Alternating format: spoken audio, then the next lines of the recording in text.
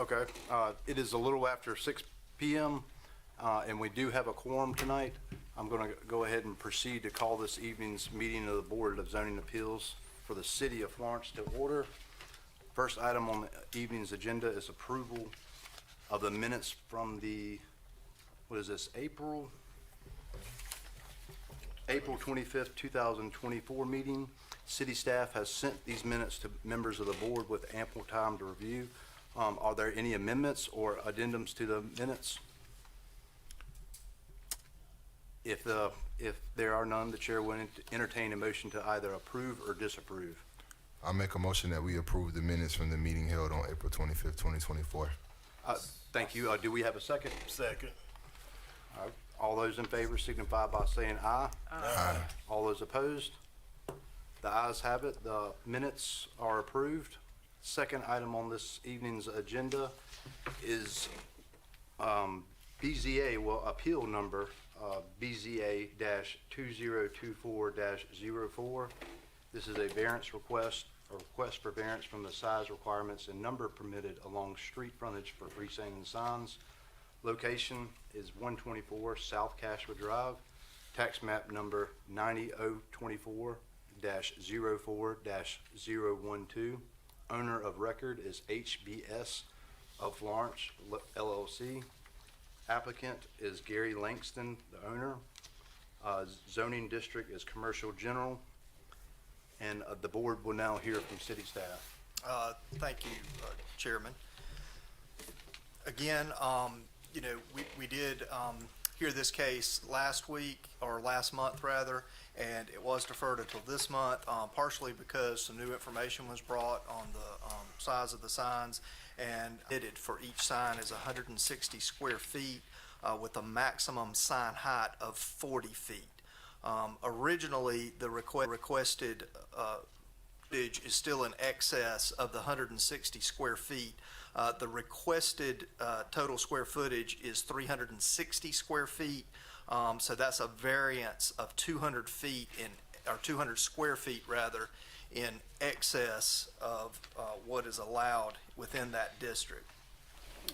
Here's a picture of the sign that they're proposing. It's the old Swamp Fox Entertainment Complex that was located, and that's where the reduction in height and the reduction in square footage came in their request. When we look at the sign square footage for the measurements, we're looking at the area of essentially we omit the pedestals or the supports in this case, and look at the square footage. So the square footage, this is a sign located at Florence Toyota that we approved, and this one, we omitted the base in this case because it is below the actual signage. It is a support in this case, and the area above that includes the digital display and the area up to the top is the maximum allowed. So that's 160 square feet. So that's just a point of reference. Most of you are probably familiar with that sign. So that one, actually is within the allowable requirements of the zoning ordinance. And, that's 160 square feet essentially from where the display board is up to the top. And this one again is more than double that size. So, and I did want to go over. I included this in your packet just as a reminder. This is an excerpt from the 2018 Comprehensive Planning Guide for Local Governments.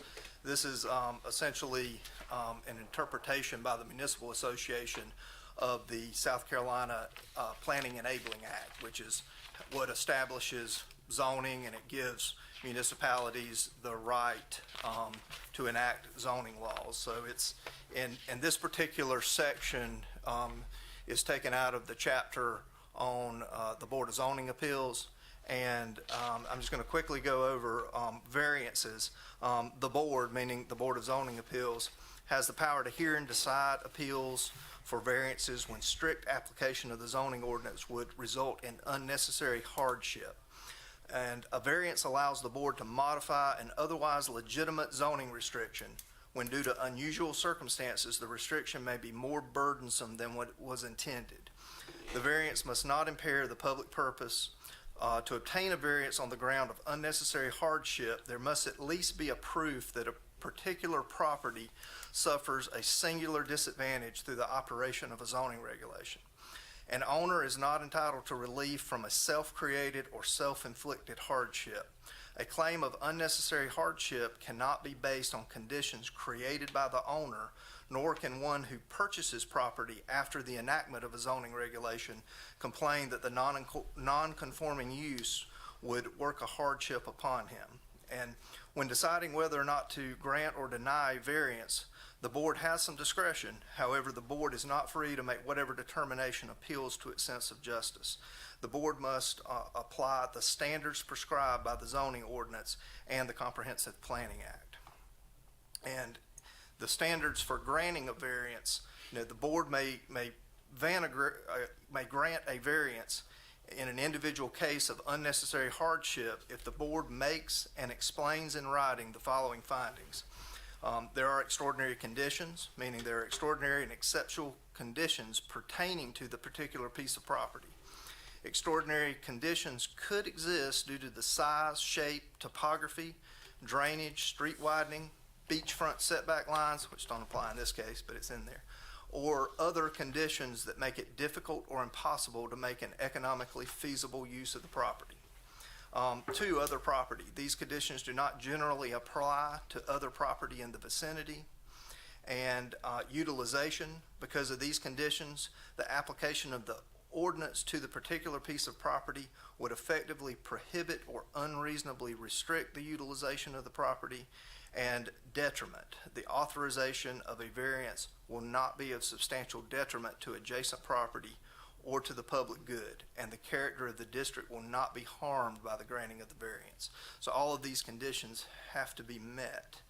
And other factors could be profitability, the fact that the property may be used more profitably if a variance is granted may not be considered as grounds, and conditions. So when the board is granting a variance, the board may attach conditions to it. I think you've done that in the case of with some stormwater concerns over variances where you've required gutters or stormwater conditions to be met. And these conditions may affect the location, character, or other features of the proposed building, structure, or use as the board may consider advisable to protect established property values in the surrounding area or to promote the public health, safety, or general welfare. And, in the applicant's request, they were asked to supply certain information. They have answered where there are extraordinary and exceptional conditions pertaining to the particular piece of property. They responded that they have invested a lot of money into the sign without prior knowledge of the sign restrictions. B, that these conditions do not generally apply to other property in the vicinity as shown. They filled in not applicable. C, because of these conditions, the application of the ordinance to the particular piece of property would effectively prohibit or unreasonably restrict the utilization of the property as follows. The sign is, and in this case, they put 535 square feet, but it is less now. It is 360 square feet, and only 160 square feet is permitted, and the height variance is not applicable at this time. And that the authorization of the variance will not be of substantial detriment to adjacent property or to the public good, and the character of the district will not be harmed by the granting of the variance for the following reasons. It says, and they replied, we have improved a rundown abandoned building that was an eyesore to the community. It also promoted criminal activity on the premise before we purchased it. And then staff also looked at these similar issues, which is what our variance actions are based upon. One, that a variance, and these are staff's comments, to be considered. One, that a variance from the terms of this ordinance will not be contrary to the public interest where owing to special conditions, a literal enforcement of the provisions will in an individual case result in an unnecessary hardship. The square footage of the sign proposed will far exceed existing adjacent signage, and the sign permitted by the Unified Development Ordinance. The property is currently allowed 3 freestanding signs, and direct enforcement of the permitted signage will not limit the property owner's ability to fully utilize the allowable number, size, and location of signage. Number 2, that the spirit of the ordinance will be observed, public safety and welfare secured, and substantial justice done. Again, the proposed signage is approximately the same square footage of a billboard that would be permitted in the commercial general district. That's up to 378 square feet, so it is a bit smaller, this request. And we only permit those within 600 feet of an interstate and or right-of-way. The ordinance permits a sign of this size directly adjacent to I-20 and I-95 only, and signs of this size are not permitted in the city as commercial identification signs. And there are extraordinary and exceptional conditions pertaining to the particular piece of property. This property is a large, single-use parcel with street frontages along the Cashua Drive and West Evans Street and King Avenue. The property is generally flat in its terrain with no known characteristics that limit the applicant's ability to utilize the allowable signage as determined within the Unified Development Ordinance. And it is readily visible due to the size of the lot. These conditions do not generally apply to other properties in the vicinity. This parcel is larger than adjacent commercial, other adjacent commercial development, and other adjacent properties have compliant signage. That because of these conditions, the application of the ordinance to the particular piece of property would effectively prohibit or unreasonably restrict utilization of the property as follows.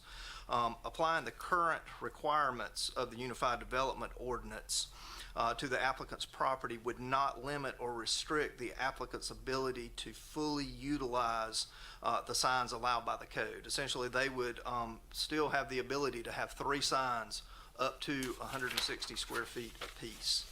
And that the authorization of a variance will not be of substantial detriment to adjacent property or to public good, and the character of the district will not be harmed by the granting of the variance.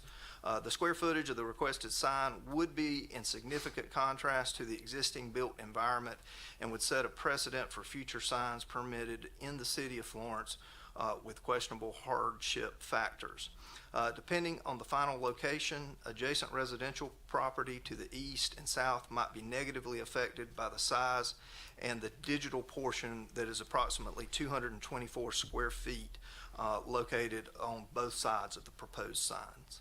So that set of criteria addresses staff's response to the planning or to the variance criteria, and this concludes staff's report.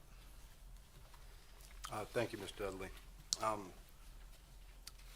there any questions from members of the board for the city staff at this time?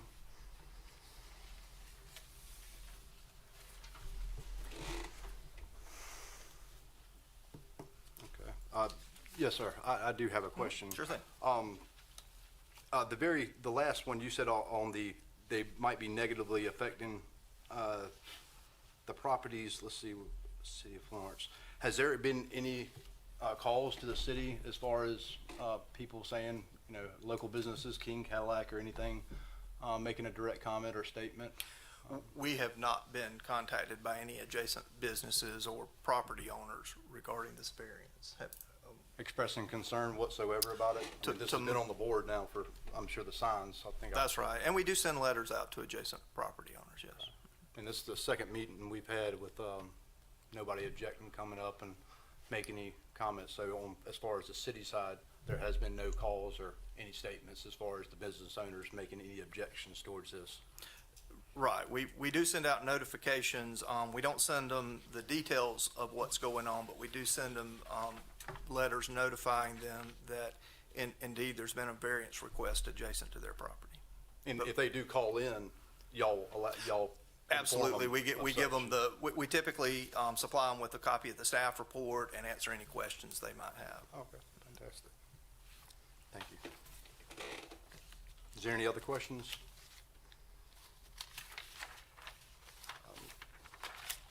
I Gary, I do have one other question. When you started, the issues to be considered, when you read that a variance from the terms of the ordinance will not be contrary, in this case, with the staff's comments, it will be contrary, correct? That's correct. Okay, you said will not be, no, it's okay. That one word can change the whole. Yep. Yeah, okay. All right, thank you, Gary. Is there any other questions for city staff at this time on the board?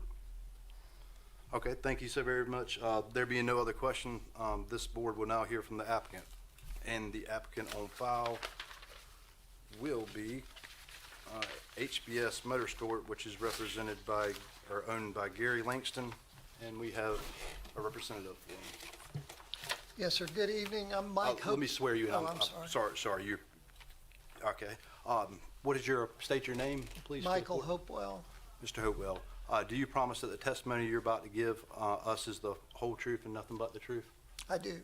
Thank you, sir. You may proceed with your testimony to the board. Thank you. First of all, let me clear one thing up. This is actually the third time this has been before the board. It came before the board in January. I was not present then, but Mr. Gary Langston, Mr. Hampton Langston were, and at that time, I believe the board granted the variance. And the city appealed the granting of the variance, and there was a hearing at the circuit court level, and the circuit court remanded the issue for this board to decide again. In other words, to revisit the issue and issue a new opinion. Last month, we were here, all of y'all were here, I was here. We talked about it, but we had some updated news at that time that the size of the sign was being reduced and the number of variances being sought were reduced from 2 to 1. Originally, the sign was 46 feet, which was 6 feet over the height requirement. And so originally a variance was sought for the height requirement. But before the last meeting, some work was done by the sign designers, and they were able to lop off the top part with the fox on it and reduce the height from 46 feet to 35 feet, which is actually 5 feet below the height requirement. And we're also able to reduce the size from 535 feet to what we now know is 360 square feet. So it's a significant reduction in the variance we're requesting on the overall size of the sign. And the height will not be in variance at all. It'll just be the width of the sign that'll be bigger. So it won't, you won't be able to see it from the freeway. It'll just be wider if it's allowed. And we discussed these issues last month, so I'll be brief, but just to remind you of what they are, and the city informed you also what the code section required. An unnecessary hardship on the owner, and the hardship here would be it's a unique parcel of property. I think everybody knows where it is. It was a Kroger for years, then it was a Winn-Dixie for years, and for about the last 20 years, it's been a vacant eyesore, the parking lot and the building itself. But the building is set far back in the parking lot in such a manner that the parking lot is unusually large because the building's not in the middle of it, but it's at the far back corner. And that intersection where Cashua meets Evans has sort of a exit ramp with a yield sign, and there's a median, I guess it would be referred to as a median, right there at the corner of the intersection. And there are trees in the median that inhibit the sight line from Cashua through that intersection to where the building is. So it's a very unique building, a very unique location for several reasons. The location itself, the way the building is placed, and the fact that it's unique in that it's been vacant for 20 years or however long. It may be 15, I don't know. It's been a long time. And then, as mentioned, the statute requires that 4 conditions be discussed. The extraordinary nature of the building we just went over. The second one, conditions do not apply to other buildings in the area. Well, no, they don't. That building and that area, that location is completely unique. I don't know of any location in that area that you would compare it to as being similar. So there we have that. The third, the unreasonable restriction of the use of the property. The part that's really restricted is the size of the parking lot is so large, and if the sign is there, that'll take up some of it and be a use of the parking lot. But otherwise, it's an oversized parking lot, perhaps a poor design to begin with. But that would allow that area of the parking lot to have some usefulness to the property. The last factor to be considered is that would it be a substantial detriment to the adjacent property or the public good or the character of the district? Well, this business is not going to hurt the character of the district. It's going to improve it dramatically. The closest businesses to HBS Motorsports at the new location will be Advance Auto Parts down Evans Street, and there is a laundromat up Cashua Street. I don't think there's any argument that either of them would be harmed by allowing the variance for this oversized sign there. Rather, it would seem that the business is going to be a boon to the area businesses if it brings traffic through. And as we were told, none of these area businesses have complained about it. And it's the third time it's been before this board over the last 5 months, and the opportunity's been presented to adjacent business owners. And if I understood correctly, no complaints have been issued. So I don't see any victims here if the variance is granted.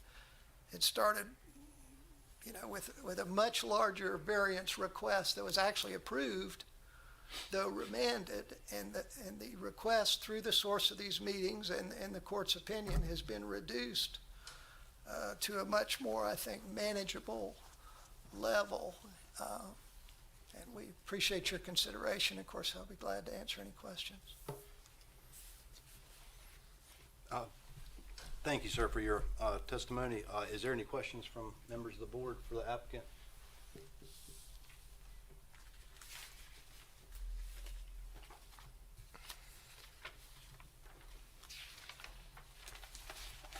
I don't have a question. I do have a, can we put up the sign? You had 2 different signs. One, I know the original one, which is a bad representation, the Swamp Fox. Could you put up the sign to verify which one okay, the one to the right, that's the one. right, that yeah, I there's understand another that's what sign, we're trying to. and it should be Do we have one just of this?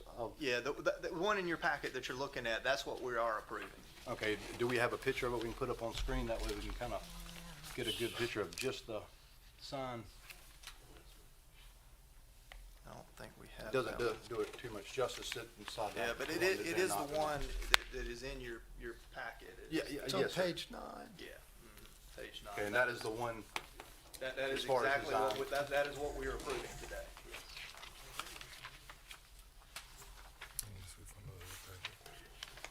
because on page 14, there's I know they discussed that tire would not be on top, or, correct? That's correct. Okay.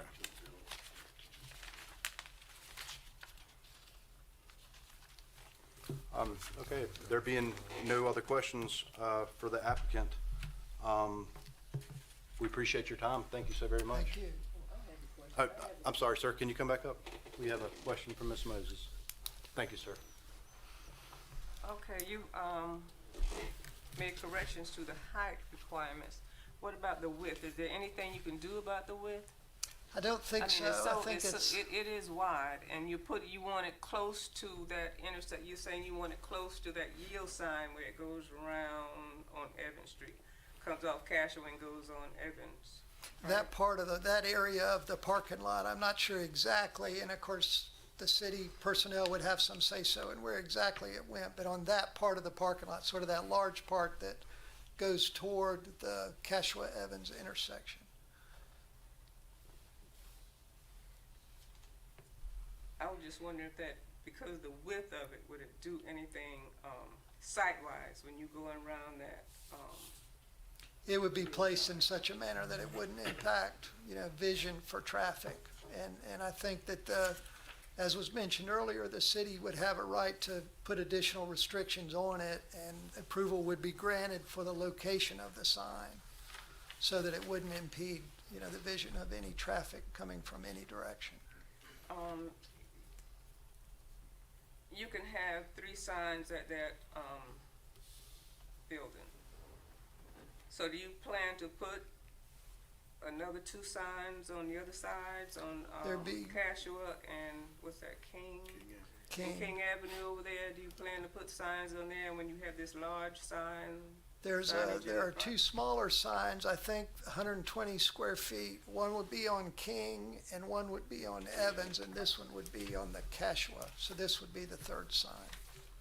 And the number of signs is not a variance. I think 3 are permitted due to the Permitted, right. three roadways.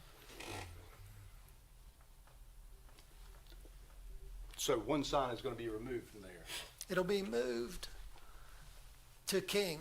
The one that's on Cashua now Got you, would be because 3 moved to is King. converted, on each front, okay, and then the wall sign. And so y'all gonna place one on the back street, which is King Street? Yes, Is sir. that King? Isn't that right?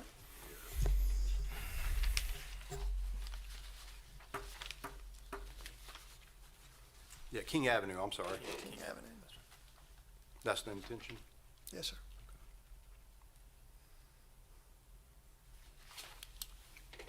Is there any other questions for the applicant representative at the time? I do have a question for the applicant. I guess you can answer either way. Now, as far as conditions, bringing up any viewing restrictions or, DOT or especially with the city, on a conditional basis, would the applicant be willing to work with the city as far as any restrictions of viewing if this is allowed?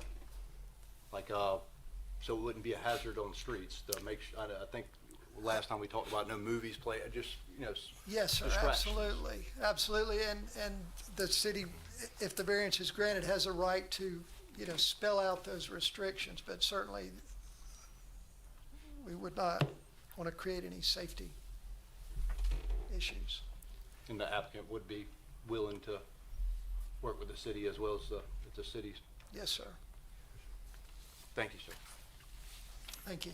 Is there any other questions for the applicants? I'm trying to remember. It might have been stated before, but just for clarification, the placement of the sign. I think you said that you were trying to put some of it so that it would be in the parking lot. Well, it would take up some room where that sort of empty corner of the parking lot goes out there. The exact location of the sign would be approved, I got you. and I'm not exactly sure, but it'd be that part of the parking lot that's just there that has no real utility. It would be in that area. Thank you. I have another question. Yes, So, you purchased the sign because you wanted the sign to be, you thought that would be a good, sign to put at your new business?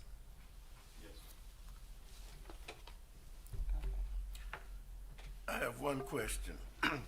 Okay, so is the sign, it's not gonna be actually in the curve area coming off of Cashua in the curve, or is it gonna be further towards Cashua? Or is it gonna be right in the curve area? This will be, put it somewhere out here in this intersection. Okay, in the here. center, okay. Okay. And it can't be seen from this intersection due to this park that the city has here. And the sign that will be removed is the one closest to King Cadillac or the other one? There's one here. That's correct. I guess if we had to, we could move it here or so, but the other one is up here. Yeah, so that one's gonna be This left. entrance and this entrance, so we could move this one to here if we had to. But the actual sign that we're, put up would be out in the sun.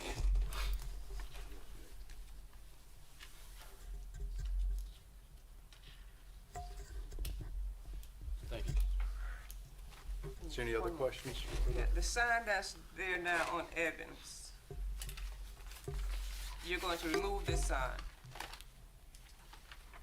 No, he You said- have one on Evans Street right by, yes, right in front of that fence, hold on. It's, the one on Cashwood, closest to the washing station, the closed washing It's right station? here. No, he said that one, he's gonna, This sign will be removed. that one right there, the middle one. Yes, ma'am. Or sir, Mr. Moses, the middle one, I believe he is trying to have that one moved to King Avenue. Okay, thank you. that correct? Yeah, I believe so, but when, and I do want to clarify that when signs are allowed on multiple frontages, they do have to be oriented in such a way that they serve the intended road frontage. So it would have to be oriented such that it did serve Cashua, and then the one that's out on Evans Street, would have to serve Evans Street and oriented appropriately. So, So the one he's talking about, he made an indication that in the middle, that would serve both. it would that be a serve problem both for the city? frontages. Yeah, we've had some gas stations that have done corner signs like that and oriented them in such a way, and we've had to reduce their number of signs allowed, because the one sign, while they were allowed two signs to serve two frontages, they've been reduced to one signage because it serves both frontages. So we've worked with applicants, sometimes they might have an angular sign on the corner or a sign oriented in such a way that it serves two road frontages. But we've historically, had them orient them in such a way that they serve the intended road frontage, and they're perpendicular to the road frontage so that you can see the sign from traveling up and down. And to both serve ways. the intended purpose, the city would have final say on where the location is if approved conditionally, correct? Yes, based on the ordinance.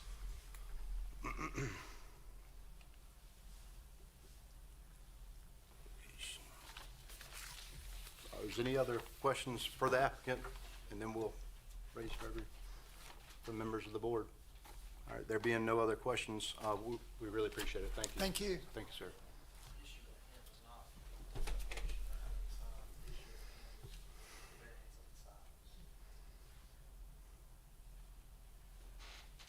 Okay, all right.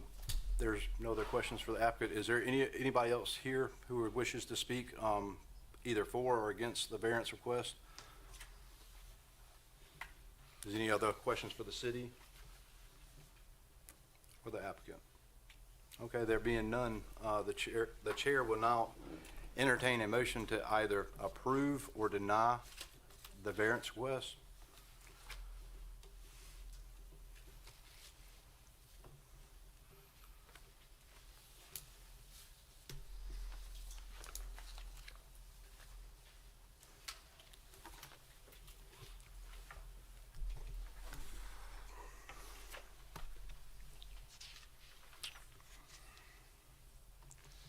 The chair would like to make a motion.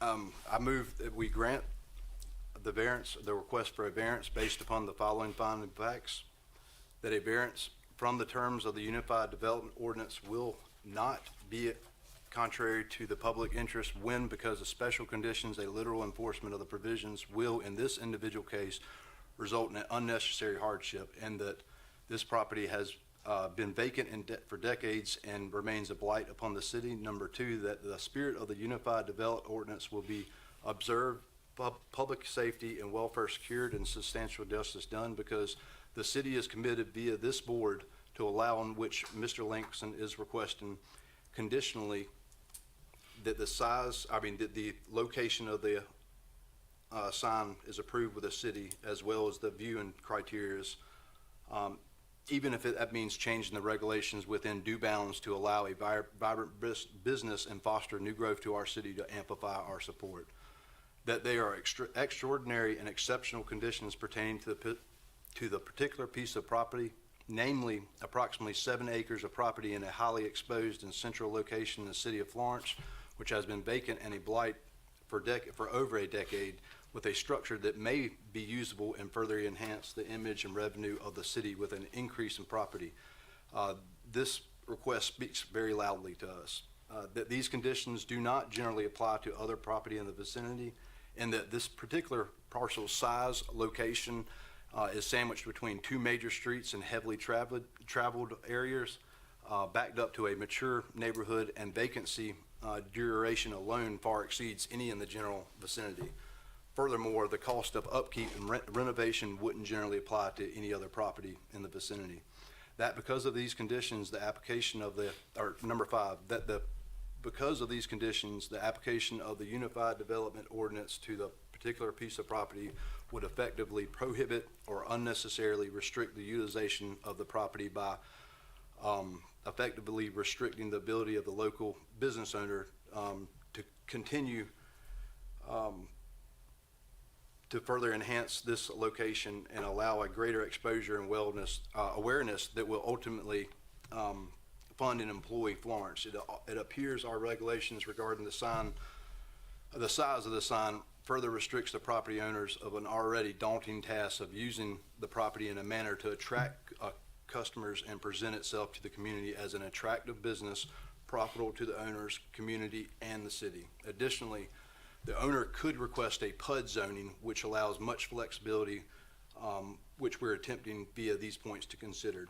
We as a board should ask Mr. Langston, how can we help you more?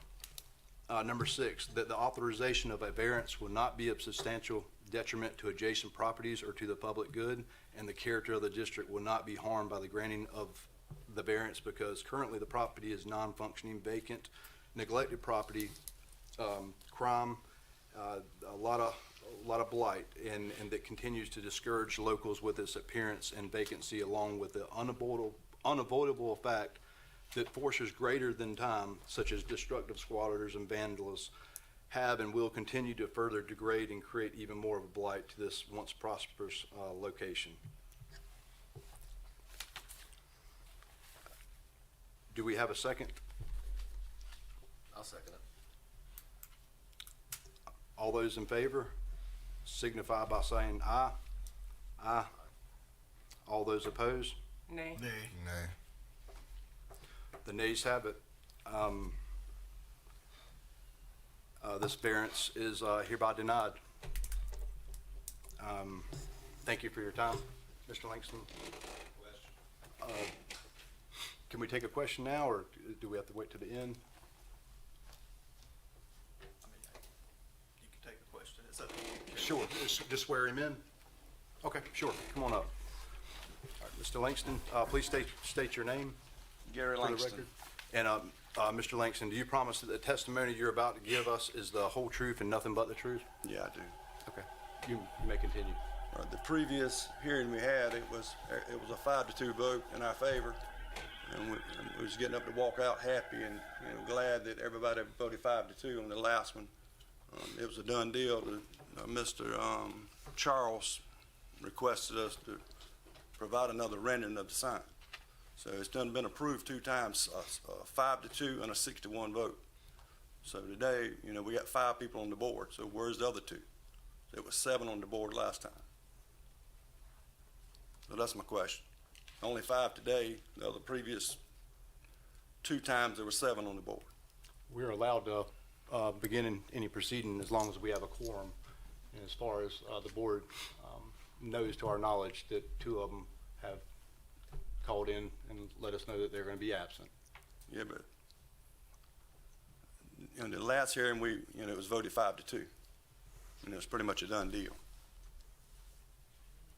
Well, you may appeal this. I'm sure there's an appeal process. I don't think we've crossed that path, but there's a appeal process with the city. And I'm sure they'd be more than willing to work with There is an appeal y'all. process for it, and yes, you are correct that we did meet quorum tonight, and it is a 7-member board. And as such, 4 members actually make quorum, but we have 5 tonight, so we had more than quorum. Is there any other questions? Or appreciate y'all's time. Thank y'all for coming. All right, that being handled, next item on this evening's agenda is our adjournment, Shirley. Is adjournment. The next scheduled meeting is for June the 27th, 2024. Do we have a motion to adjourn? I make a motion that we adjourn the meeting. Thank you, Second. Ms. Moses. Do we have a second? Second. Mr. Valley, thank you, Mr. Valley. The board is hereby moved to adjourn. We're adjourned. Thank you for all y'all's attendance.